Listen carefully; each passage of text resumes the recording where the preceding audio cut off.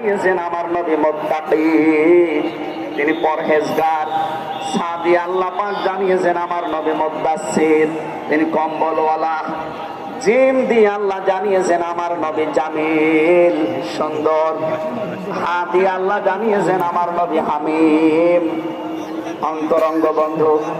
খাদি আল্লাহ জানিয়েছেন আমার নবী খাতামান নাবিয়্যিন, শেষ নবী।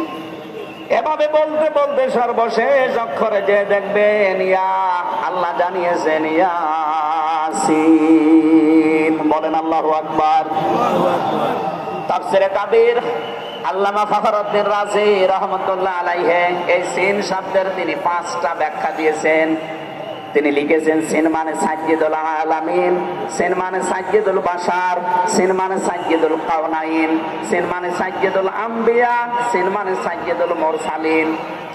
এক একটা শব্দের ভেতরে হাজার হাজার কথা তিনি দিয়েছেন।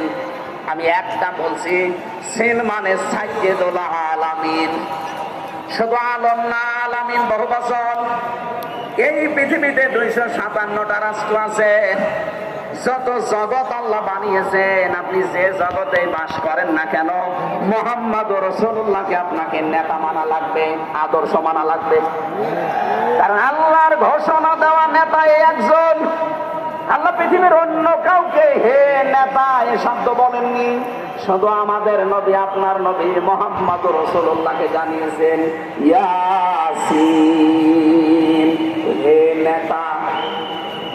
এর তাফসীরে আমি আরেকটা আয়াত পেয়েছি, সূরা হুদ 12 নম্বর পারা 12 নম্বর পৃষ্ঠার 1ম নম্বর লাইনের 98 নম্বর আয়াত।